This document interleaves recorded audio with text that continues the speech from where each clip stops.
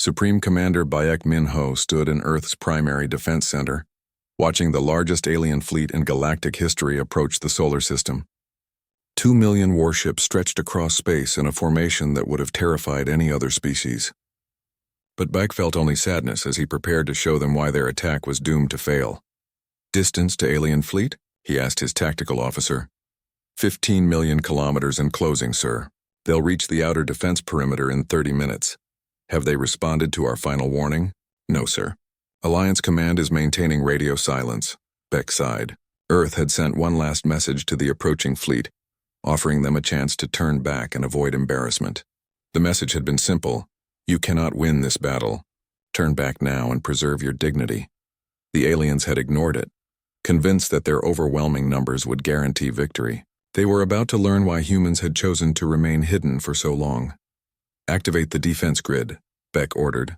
Around the solar system, installations that had been invisible to alien sensors suddenly revealed themselves. Massive structures orbited the sun, harvesting its energy and converting it into protective barriers that surrounded every planet and moon. Smaller stations appeared around Earth itself, creating layers of defense that no weapon could penetrate.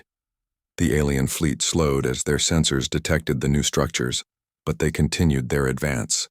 Their commanders had studied Earth's defensive capabilities during the recent demonstrations and believed they understood what they were facing. They were wrong. "Sir," reported the tactical officer, "alien fleet is opening fire. All weapon types detected. Energy beams, kinetic rounds, antimatter torpedoes, and some kind of exotic particle cannon. Any effect on our shields?" "None, sir. The defense grid is absorbing everything they're throwing at us." Bayek watched the tactical display as millions of weapons fired at Earth's defenses. The entire solar system lit up with energy discharges that would have destroyed entire planets in previous wars. But Earth's shields didn't even flicker. The alien weapons were like raindrops against a mountain. "Are they detecting our defensive response?" Bayek asked. "No, sir. They can't understand why their weapons are ineffective. Some ships are moving closer, trying to find weak points in our shields. Then it's time to show them the truth." Bayek activated Earth's response protocol. Instead of firing weapons, the defense grid began broadcasting a signal that reached every ship in the alien fleet simultaneously. The message appeared on their screens, echoed through their communication systems, and reached every alien mind with perfect clarity. "Your attack has failed," the message said in hundreds of different alien languages. "Your weapons cannot harm us. Your numbers are meaningless. You are fighting a species that mastered defensive technology centuries ago, but we offer you a choice." The alien fleet continued firing, but some ships began to slow as their commanders realized their weapons were having no effect at all. Energy readings showed that Earth's shields weren't just deflecting the attacks. They were absorbing the energy and converting it into power for other systems. "Option 1, the broadcast continued. "Withdraw your fleet and return to your worlds. Earth will go back to its policy of isolation. We will pretend this attack never happened, and you can pretend that humans don't exist. The galaxy can continue as it was before." Admiral Veltarin, commanding the hegemony portion of the fleet from his flagship, stared at the message in growing desperation. His ships had been firing continuously for 20 minutes without achieving any effect on Earth's defenses. Worse, some of his vessels were reporting that their weapons were overheating from continuous use. "Option 2, the broadcast continued. "Accept that the galactic order must change. Dissolve your empires and alliances. Stop conquering weaker species. Share your technology for peaceful purposes only. Accept Earth's guidance in creating a galaxy based on cooperation instead of domination." This option terrified the alien commanders more than the first. They had built their civilizations on conquest and control. The idea of giving up their power was unthinkable. "Sir," reported a hegemony officer, "some alliance ships are withdrawing. The Krathos delegation has left the battle zone entirely." "Cowards," Veltarin muttered, but he was beginning to understand their decision. This wasn't a battle. It was a demonstration of futility. Ambassador Lee So-young, Earth's first official galactic diplomat, appeared on the communication channels of every alien ship. She spoke calmly and clearly, her words carrying the authority of a species that had just proven its overwhelming superiority. "Commanders of the Alliance fleet," she said, "you have seen our defensive capabilities. You know that your attack cannot succeed, but perhaps you don't understand what you're really fighting against. The image changed to show a view of the solar system from outside, revealing the true scope of Earth's defensive installations. Massive rings of energy surrounded the sun, channeling its power to protect every world in the system. Structures larger than most alien space stations floated in perfect formation, their purpose clearly defensive rather than aggressive. This defense grid has existed for 150 years, Lee explained. We built it not to conquer others but to protect ourselves from exactly this kind of attack. We knew that someday other species would discover our existence and try to force us to submit to their authority. The tactical display shifted to show a map of the galaxy, with thousands of points of light indicating Earth's hidden monitoring stations and defensive positions. We have been preparing for this day for 2 centuries, Lee continued. Every species in this fleet has been studied, analyzed, and understood. We know your weaknesses, your technologies, and your tactical preferences. This attack was predicted and planned for decades ago. Veltaran felt his confidence crumbling as he realized the scope of Earth's preparation. Humans hadn't just developed superior technology, they had built an entire defensive strategy around the certainty that other species would eventually attack them. But we also know your strengths, Lee said, her tone becoming warmer. Your determination, your loyalty to your people, your desire to protect your civilizations. These are admirable qualities even when directed against us.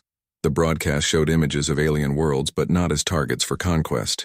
Instead, it displayed detailed analyses of each species' culture, art, and achievements. Earth had been studying aliens not just as potential enemies but as complex civilizations worthy of respect. The choice is yours, Lee concluded. We can return to isolation and leave you to govern the galaxy as you see fit. Or we can work together to build something better, a galactic community based on mutual respect rather than fear. Counselor Song Haye Rin, Earth's representative to what would become the reformed Galactic Council, transmitted the specific terms of the proposed alliance.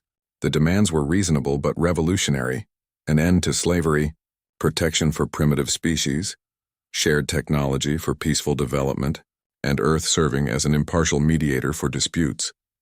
Across the alien fleet, commanders began making their choices. Some species withdrew immediately, convinced that further fighting was pointless. Others tried to continue the attack, but their weapons were still useless against Earth's defenses.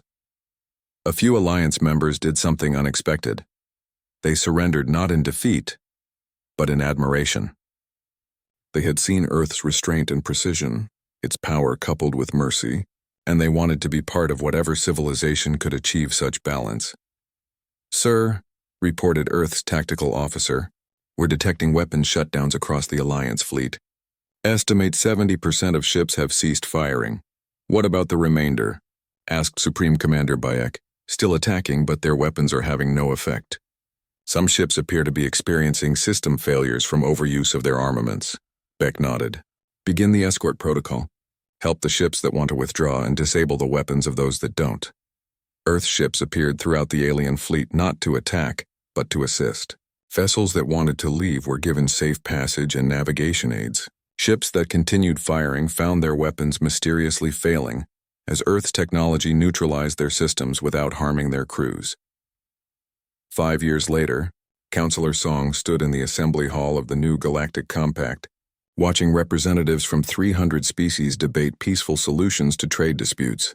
The old system of conquest and domination had been replaced by genuine cooperation, with Earth serving as the reluctant but respected guardian of galactic peace. The 1,000 warning beacons still orbited alien worlds, but now they served as communication relays and emergency response coordinators. Instead of threatening alien civilizations, they protected them from natural disasters and prevented conflicts before they could begin. Earth had achieved its goal, a galaxy where strength served wisdom rather than conquest. Humanity remained mostly isolated on their homeworld, but they had become the galaxy's protective guardians, the hidden force that kept peace without seeking glory. And in the depths of space, new species still discovered by the Galactic Compact were greeted not with conquest or forced integration, but with genuine friendship and offers of assistance. They were told about Earth, the mysterious species that chose mercy when it could have. Admiral Jang Eun-hai stood on the bridge of the Earth defense ship Harmony, watching as her fleet prepared for the most important mission in human history. Around her, 500 ships materialized out of nothing, their cloaking systems deactivating to reveal sleek vessels that looked like they were made of flowing silver. These weren't warships in any traditional sense. They carried no missiles, no energy cannons, no weapons designed to destroy. Instead, they were equipped with technology meant to amaze, to inspire, and to demonstrate the incredible gap between human and alien capabilities. "All ships report ready, Admiral," said her communications officer. "Dr. Kim," Jang called to the scientist standing beside her. "Are your terraforming systems online?" Dr. Kim Jae-sung, Earth's leading expert in planetary engineering, nodded confidently. "All Genesis devices are ready for deployment. We can create garden worlds in minutes instead of millennia." "And Colonel Park's teams?" Colonel Park Woo-jin, commander of Earth's elite forces, smiled grimly. "My people are already in position on 200 alien worlds. They've been there for hours, completely undetected. We're ready to begin the flower operation." The plan was ambitious but necessary. The Correction Alliance had refused to believe Earth's warnings and was still gathering ships for their attack on the solar system. They would only understand the truth when it was demonstrated in ways they couldn't ignore or explain away. "Begin the revelation," Admiral Jang ordered. Across the galaxy, Earth's ships appeared simultaneously in orbit around every major alien world. Not just the military targets or political capitals, but everywhere that mattered. Trade stations, research facilities, hidden military bases, even secret colonies that no other species knew existed. The ships made no threatening moves. They simply appeared, hovering in space like silver ghosts, completely immune to every weapon the aliens tried to use against them. Energy beams passed through them harmlessly. Kinetic weapons were deflected by invisible shields. Even antimatter warheads had no effect at all. On the hegemony homeworld, Ambassador Velteran watched from his office as one of the human ships positioned itself directly above the planet's capital city. It was beautiful in an alien way, all smooth curves and flowing lines like a work of art rather than a machine of war. "Can we communicate with it?" he asked his military advisors. "We've tried every frequency, sir. They're not responding to our signals." "What about our weapons?" "Useless. We've hit it with everything we have.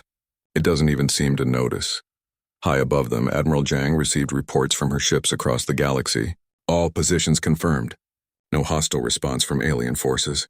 Beginning Phase 2, Dr. Kim activated his terraforming systems. In carefully selected star systems throughout the galaxy, barren rocky planets suddenly bloomed with life. Atmosphere appeared out of nowhere.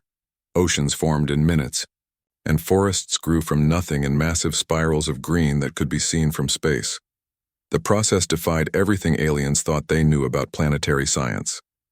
Creating a livable world usually took millions of years of careful environmental engineering.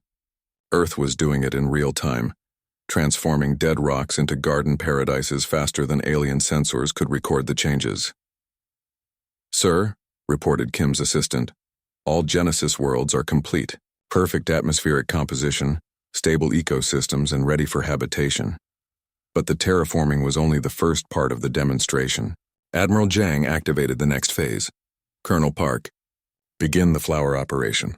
On 200 alien worlds, Colonel Park's Special Forces teams revealed themselves in the most secure locations imaginable. Military headquarters, government facilities, research laboratories, and even the private chambers of alien leaders. They had been there for hours, invisible and undetected, studying alien security systems and proving that no location in the galaxy was safe from human infiltration. The teams didn't attack anyone or steal anything. Instead, they left behind a single gift, a perfect flower, created by Earth's biotechnology, designed to bloom in each planet's specific atmospheric conditions. Each flower was unique, beautiful, and impossible to create with alien science. On Krathos, Agent Nam Yu-jin watched the local news reports with amusement, as alien security forces tried to explain how humans had penetrated their most secure facilities. They had no answers because Earth's infiltration technology was centuries ahead of their detection systems. "Admiral," reported Colonel Park, "all teams have completed their missions. 200 flowers delivered to impossible locations. No casualties on either side." The message was clear. Earth's forces could go anywhere, do anything, and be completely invisible while doing it. If they had wanted to plant bombs instead of flowers, Every alien government in the galaxy would have been destroyed simultaneously. But Admiral Jang wasn't finished. The final part of the demonstration would be the most impressive of all. Dr. Kim, begin the moon relocation. The target was HFY, capital world of the hegemony and center of the Correction Alliance. The planet had 3 moons, but the largest one, Velkar, was about to take a little trip. Using technology that manipulated gravity itself, Earth's ships reached out across space and gently grabbed the moon. There was no violence, no destruction, no harmful effects on the planet below. The moon simply began to move, sliding out of its orbit as smoothly as a ship leaving a harbor. Ambassador Veltarin and billions of other hegemony citizens watched in stunned silence as their moon traveled across the sky. Tidal effects were carefully controlled to prevent flooding or earthquakes. The planet's rotation remained stable. Nothing was damaged or destroyed. The moon traveled to a new orbit on the opposite side of the planet, where it remained for exactly 24 hours. During that time, it served as a demonstration of Earth's incredible precision and restraint. They could move celestial bodies like toys, but they were careful not to harm anyone in the process. After 24 hours, the moon was gently returned to its original position, settling back into its proper orbit as if nothing had happened. But the memory of its journey would remain in alien minds forever. "Sir," reported Admiral Jang's communications officer, "we're receiving surrender offers from over 100 species. They're asking for mercy and promising to withdraw from the Correction Alliance." "What about the Alliance leadership?" Mixed responses. Some are calling for immediate surrender. Others are planning a desperate final attack on Earth. Admiral Jang nodded grimly. Some species would never learn until it was too late. But Earth had given them every chance to understand the situation peacefully. "All ships prepare for defensive positions around the solar system," she ordered. "If they want to attack Earth, let them try." The demonstration had achieved its purpose. Earth had proven beyond any doubt that it possessed technology far superior to anything in the galaxy. They had shown they could reshape worlds, infiltrate any location, and move planets themselves. But most importantly, they had demonstrated incredible restraint and precision. Every action had been carefully calculated to amaze rather than destroy, to inspire awe rather than fear. Even when moving a moon, Earth had been careful not to harm anyone.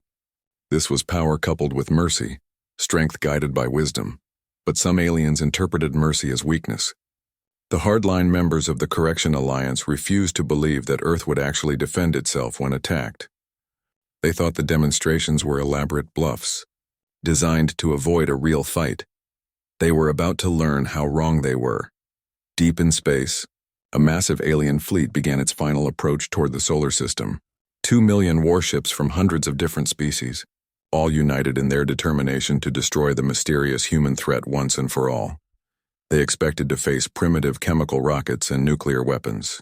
They were confident that their superior numbers would overwhelm any defense Earth could mount. Admiral Jang watched them coming on her long-range sensors and shook her head sadly. "They still don't understand," she said to her crew. "After everything we've shown them, they still think this is about military strength." "Shall we prepare our weapons, Admiral?" asked her tactical officer. "No," Jang replied. "We don't need weapons for this. Just turn on the defense grid and let them see what real power looks like." Engineer Han Ji-woo had been working on the Warning Array project for 15 years. Ever since she graduated from the secret space academy, hidden under the mountains of North Korea. Now, standing in the massive underground hangar, she watched as the last of the 1,000 beacons was loaded onto their delivery ships. Each beacon was about the size of a refrigerator, but packed with technology that no alien species could imagine. They were powered by miniature fusion reactors, protected by shields that could stop a nuclear explosion, and equipped with communication systems that could broadcast across entire star systems. "All units ready for deployment," reported Captain Yoon Minji, the commander of Earth's stealth reconnaissance fleet. Her ships were invisible to every type of sensor the aliens used, painted with materials that bent light and absorbed energy waves. The aliens had been looking for human spacecraft for 2 centuries and had never found even one. President Choi In-ho stood beside them, watching the preparations with calm eyes. He had been Earth's leader for 8 years, and today would make him the most important human in galactic history. He was about to declare war on the entire galaxy, but not the kind of war anyone expected. "Han," the president said, Are you certain the beacons will work as planned? Han nodded confidently. Each one contains the complete message in all 847 alien languages. They'll broadcast simultaneously across the galaxy, making it impossible for any species to miss or ignore. And they'll be placed without detection? Captain Yoon answered this time. Sir, we've been practicing this operation for 20 years. My ships can appear in orbit around any alien world, drop their beacons, and disappear before their sensors even know we were there. The plan was simple, but brilliant. Instead of attending the Galactic Council summit or responding to their increasingly demanding messages, Earth would send its own message directly to every alien world in the galaxy. All at once, without warning, and in a way that would prove humanity's technological superiority beyond any doubt. Begin the operation, President Choi ordered. Across the hangar, 1,000 stealth ships powered up their engines. They made no sound, produced no visible exhaust, and registered on no instruments. One by one, they vanished through opening doors that led directly into space, protected by force fields that kept the Earth's atmosphere inside. Han watched them go with pride. Each ship knew exactly where to go and what to do. The alien worlds were scattered across thousands of light years, but Earth's faster-than-light travel was so advanced that the entire operation would take only 6 hours. Phase 1 complete, reported Captain Yoon from her command ship. All units have departed for their targets. President Choi turned to Han. Remind me what the message says. Han had written the message herself, working with linguists and diplomats to make sure it would be understood by every species in the galaxy. It was direct and clear, but also terrifying in its implications. We have been watching. We have been learning. We choose isolation not from weakness, but from mercy. Do not force our hand. Simple words, but they would shake the foundations of galactic civilization. For 200 years, the aliens had assumed Earth was either too primitive to respond to their messages, or too afraid to make contact. The message would tell them they were wrong about both assumptions. Hours passed. Captain Yoon provided regular updates as her ships reached their destinations.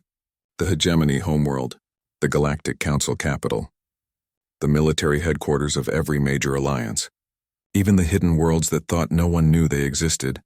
All beacons deployed, Yoon finally reported. Ships returning to Earth. Are we ready for activation? The president asked. Han checked her control panel.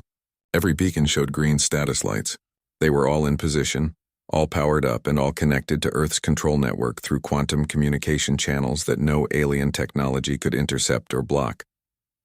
Ready, sir? She said. Then let's introduce Earth to the galaxy, President Choi said, and pressed the activation button. Across the galaxy, 1,000 beacons suddenly appeared in the skies above alien worlds. They materialized out of nothing, their cloaking systems deactivating simultaneously. Every major planet, space station, and colony saw the same thing at the same moment.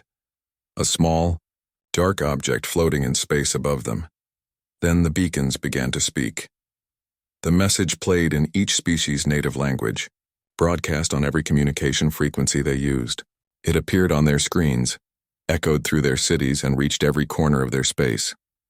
There was no escaping it, no way to block it, and no way to stop it. On the hegemony homeworld, Ambassador Velteran stared at his view screen in shock. The human message was playing in perfect hegemony high speech, using grammar and pronunciation that took their scholars decades to master. At the Galactic Council headquarters, emergency sessions were called as representatives tried to understand how humans had bypassed every security system in the galaxy. Their most advanced sensors had detected nothing until the beacons chose to reveal themselves. On military worlds, generals and admirals watched in growing panic as the beacons demonstrated their defensive capabilities. Weapons fire simply passed through them as if they weren't there. Tractor beams couldn't lock onto them. Even direct nuclear strikes had no effect. But the beacons made no aggressive moves. They simply floated in space, repeating their message and proving that Earth had technology far beyond anything the galaxy had ever seen. Sir, Han reported, monitoring alien communications channels.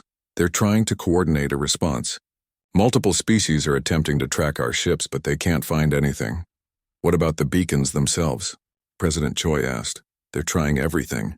Energy weapons, kinetic bombardment, even antimatter charges. Nothing works. The shields are holding perfectly. Captain Yoon had returned to Earth and was standing beside them now. Sir, intelligence reports suggest complete panic on most alien worlds. They're realizing that we could have placed weapons instead of warning beacons. That was the real message, of course. Earth wasn't just announcing its existence. It was demonstrating that it could have destroyed every alien world simultaneously if it had chosen to. The beacons were proof of humanity's power, but also proof of its restraint. Phase 2? The president asked. Han smiled. The beacons are now beginning their replication sequence. They'll use local materials to build copies of themselves, showing the aliens that our technology can spread faster than they can stop it. Across the galaxy, the beacons began to work. They reached out with invisible energy fields, gathering dust and debris from space. Raw materials were broken down into basic elements, then rebuilt into new devices. Within hours, there were 2 beacons orbiting each alien world. Then 4, then 8. The aliens watched in horror as Earth's technology spread across their skies like a plague they couldn't cure. Every attempt to destroy the beacons failed. Every effort to understand how they worked revealed nothing. Earth had become a nightmare that the galaxy couldn't wake up from. But the worst part was the message itself. The humans claimed they had been watching and learning. That meant they knew everything about galactic civilization, about alien weaknesses, about secret military plans and hidden weapons. They had been invisible observers for 2 centuries, learning how to defeat every species in the galaxy. And they said they chose isolation from mercy, not weakness. That implied they could have conquered the galaxy anytime they wanted, but decided not to. Until now. President Choi watched the reports with satisfaction. Earth had finally spoken to the galaxy, and the galaxy was listening very carefully. Agent Nam Yujin sat in a small cafe on the alien world of Krathos, sipping something that tasted like bitter tea while reading the local news on her tablet.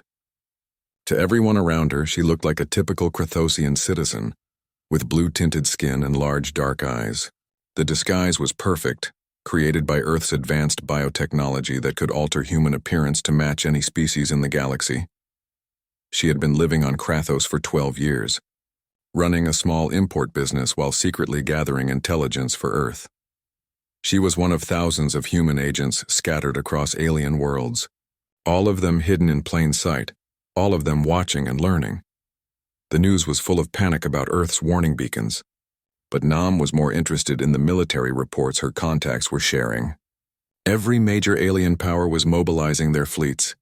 The Correction Alliance, formed just days after the beacons appeared, now included over 300 species united by their fear of humanity. Nam finished her drink and walked to a secure communication terminal in the back room of her shop. Using quantum encryption that no alien technology could break, she sent her daily report to Earth. Alliance building massive fleet, she typed. Estimate 2 million warships gathering at staging areas. Plan appears to be coordinated strike on Sol system within 30 days. Recommend immediate defensive measures. On Earth, Dr. Seo Jinwoo received Nam's report, along with similar messages from agents across the galaxy. As Earth's leading theoretical physicist and the architect of humanity's technological advancement, he understood better than anyone what the aliens were planning and why it wouldn't work. They're going to attack us, he told the emergency meeting of Earth's leadership. Every major species has committed ships to this Correction Alliance. They think they can overwhelm us with numbers. General Oh Hyun-soo, the strategic defense coordinator, laughed grimly. 2 million ships? That's impressive. What do they think that will accomplish? They don't understand our technology, Dr. Seo explained. They're still thinking in terms of conventional warfare. Energy weapons, kinetic strikes, overwhelming firepower. They have no idea what we're really capable of. President Choi looked troubled. Can we stop them without causing massive casualties? I don't want to start a war that kills billions of beings. Dr. Seo nodded. That's always been our approach, sir. We developed our technology to protect ourselves, not to conquer others. But the aliens are forcing our hand. He activated a holographic display showing Earth's true technological capabilities. The other leaders had seen parts of this before, but never the complete picture. What they saw left them stunned, even though they thought they knew how advanced Earth had become. Our shields can stop any weapon they have, Seo continued. Our ships are faster than theirs, more maneuverable and completely invisible to their sensors. But more importantly, we think differently than they do. What do you mean? Asked Admiral Kim. Every alien species we've studied approaches problems in predictable ways. They use brute force, overwhelming numbers, or advanced technology applied in straightforward methods. Humans are different. We're creative, adaptable, and willing to try solutions that seem impossible. SEO pulled up historical data showing how Earth had achieved its technological leaps. While the aliens had spent millennia perfecting existing technologies, humans had made breakthrough discoveries by approaching problems from unexpected angles. We're the only species that developed artificial intelligence as true partners rather than tools or threats, he explained. Every other species either fears AI or tries to control it. We learned to work with it, and that partnership accelerated our development beyond anything the galaxy has seen. What about their demand for surrender? General O asked. The aliens had sent an ultimatum along with their military buildup. Earth must surrender all advanced technology, submit to protective oversight by the Galactic Council, and accept permanent restrictions on human development. In exchange, they promised not to destroy human civilization entirely. We have three options, Dr. Seo said. Submit to their demands, negotiate a compromise, or demonstrate why their ultimatum is meaningless. President Choi considered this carefully. What would demonstration involve?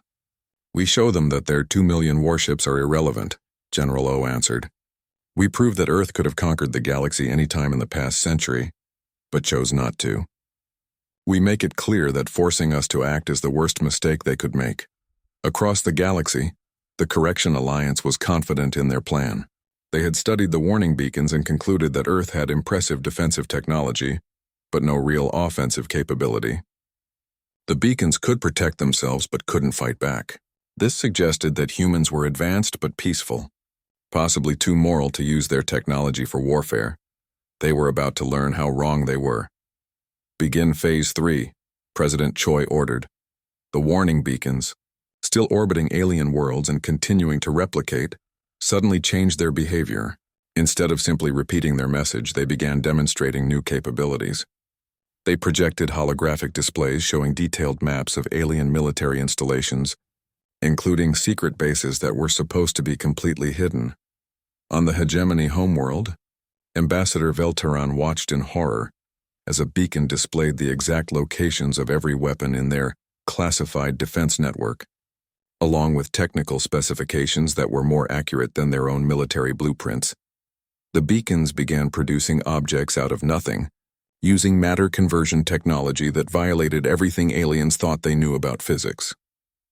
They created perfect copies of alien technology, then improved on them, showing designs that were decades ahead of current alien engineering. But the most terrifying demonstration came when the beacon started to sing. Each beacon began broadcasting music in perfect harmony with all the others. The songs were hauntingly beautiful, composed in real time by artificial intelligences that understood the emotional responses of every species in the galaxy. The music touched something deep in the minds of all who heard it, creating feelings of wonder, fear, and respect all at once. The message was clear. Earth's technology wasn't just advanced.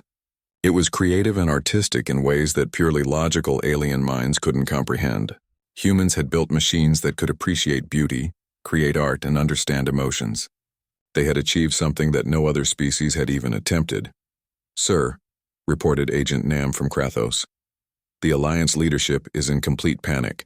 They're beginning to understand that their military buildup is meaningless. Some species are already withdrawing from the Alliance. What about the hardliners? Asked General O. They're talking about a desperate final assault.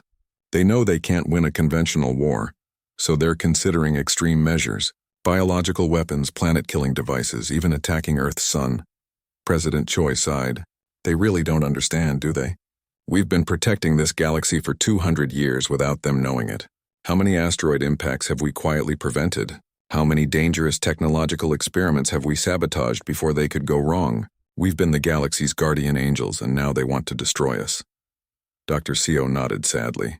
They think the galaxy is a violent, dangerous place because they've made it that way. They don't realize that without our secret interventions, most of their civilizations would have destroyed themselves decades ago. Then it's time for them to learn, General O said grimly. Time for the final demonstration. The beacon stopped singing and began broadcasting a new message. This one was different from the first warning. It was longer, more detailed, and far more frightening. For 2 centuries we have watched over this galaxy in secret. We have prevented wars you never knew were starting, stopped disasters you never knew were coming, and protected civilizations that never knew they were in danger. We did this not for gratitude or recognition, but because it was right. Now you force us to reveal ourselves, to abandon our role as hidden guardians and become visible participants in galactic affairs. You will not like the consequences of this choice. Across the galaxy, alien leaders began to understand that they had made a terrible mistake. Earth wasn't just more advanced than they thought. Earth had been secretly running the galaxy for 2 centuries, keeping peace and preventing disasters while remaining completely invisible. And now they had forced humanity to step out of the shadows and take direct action. The galaxy was about to learn what happened when you threatened the species that had been protecting you all along. Commander Lee Tae-ho stared at the glowing screen in the deep underground facility beneath Seoul. The same message had arrived again, just like it had every month for the past 200 years. Written in careful, simple human language, it was an invitation to join something called the Galactic Council. Another one. "Sir," said Dr. Park So-min, walking into the control room with a steaming cup of coffee. She was the best language expert on Earth, able to speak and understand over 50 alien languages. "They're getting more upset," Lee nodded. He had been watching these messages for 30 years, ever since he joined the Deep Space Monitoring Division. His father had watched them before him and his grandfather before that. The aliens kept sending the same basic message: "Come join us. Talk with us. Be part of our big galactic family." Earth had never replied. Not once. "What do they say this time?" Lee asked, though he already knew it would be similar to all the others. Park pulled up the translation on her tablet. "The usual. They want us to send representatives to their summit. They say we're missing out on trade, technology, and friendship. But there's something new this time." "What?" "They're talking about forcing us to join. Some species called the hegemony is pushing for it. They think we're too dangerous to be left alone." Lee almost smiled. If only they knew how right they were. Admiral Kim Dong-woo entered the room, his military uniform neat and pressed despite the early hour. He was the highest-ranking officer in Earth's defense forces, though most people on the planet had no idea what they were really defending against. "Have you seen the intelligence reports from Agent Nam's people?" Kim asked. Lee shook his head. Agent Nam Yu-jin ran Earth's secret network of spies scattered across the galaxy. Most aliens had no idea humans could even travel between stars, let alone that they had been living among alien populations for decades. "They're planning something big," Kim continued. 847 different species, and they're all talking about the Earth problem. Some want to invite us nicely. Others want to drag us to their meetings by force. Dr. Park looked worried. "Sir, what if they actually try to force us? Our official technology level is barely past chemical rockets." "That's what they think anyway." Kim and Lee exchanged a look. Park was brilliant, but she didn't have the highest security clearance. She knew humans were more advanced than they appeared, but she didn't know how much more advanced. "Don't worry about that," Lee said gently. "We have options." In truth, Earth had options that would terrify every species in the galaxy. Hidden beneath the planet's surface in facilities like this one, humanity had built technology that made alien science look like stone tools. While the aliens had spent thousands of years conquering each other and fighting wars, humans had spent 2 centuries in secret, learning and building. The key had been staying hidden. When the first alien signals reached Earth in 2187, the world's leaders made a smart choice. Instead of announcing themselves to the galaxy, they decided to watch and learn first. They built secret ships that could travel faster than light without being detected. They learned alien languages and customs. They discovered that most alien species thought in very simple, direct ways. Humans were different. They were creative, unpredictable, and surprisingly good at solving problems in ways no alien could imagine. "Sir," Park said, reading another message that had just arrived. "This is from the Galactic Council's military branch. They're discussing something called protective integration. It sounds like they want to take over Earth for our own good." Kim laughed, but there was no humor in it. "Protective integration. That's a nice way of saying conquest." Lee walked to the large screen that showed a map of the galaxy. Thousands of red dots marked alien worlds and space stations. Blue dots showed where Earth's secret monitoring posts were located. There were a lot more blue dots than red ones. "Admiral," Lee said quietly, I think it's time. Kim nodded. I agree. President Choi has been asking for my recommendation. The aliens are getting too pushy. If we wait much longer, they might actually try to attack us. Attack us? Park looked shocked. But we're just one small planet. Why would they bother? Because they're afraid, Lee explained. They've been watching us for 200 years, and we've never responded to any of their messages. That scares them. They think we're either too stupid to understand or too dangerous to ignore. The truth was somewhere in between. Humans understood the alien messages perfectly. They had been translating and studying alien communications since the very first signal. Earth scientists knew more about galactic politics than most aliens did. They knew which species were friendly, which were aggressive, and which were just trying to survive. They also knew that the galaxy was not a nice place. Most alien species had been conquered or enslaved by stronger neighbors. The Galactic Council was really just a way for the powerful species to control the weak ones. They called it cooperation, but it was just a gentler form of empire. Humans had watched hundreds of species get invited to join the council, only to lose their independence and become servants to more advanced civilizations. Earth's leaders had decided long ago that they would never let that happen to humanity. What are you going to recommend to the president? Park asked. Kim smiled, and this time there was humor in it. That we send the aliens a message. Not the kind they're expecting, but one they'll never forget. Lee nodded. It's time to show them that Earth's silence wasn't fear or ignorance. It was a choice. Outside the facility, the city of Seoul went about its normal business. People worked, children played, and life continued as it had for centuries. Most humans had no idea that their planet was being discussed by hundreds of alien species across the galaxy. They didn't know that some of those species were planning to invade Earth to save it from its own isolation, but they would know soon enough. Because Earth was finally ready to introduce itself to the galaxy, and it was going to be an introduction that no alien would ever forget. In the control room, Lee began typing commands into his computer. Deep in space, invisible to all alien sensors, Earth ships began moving into position. The message they were about to send wouldn't use words at all. It would use actions that spoke louder than any language in the universe.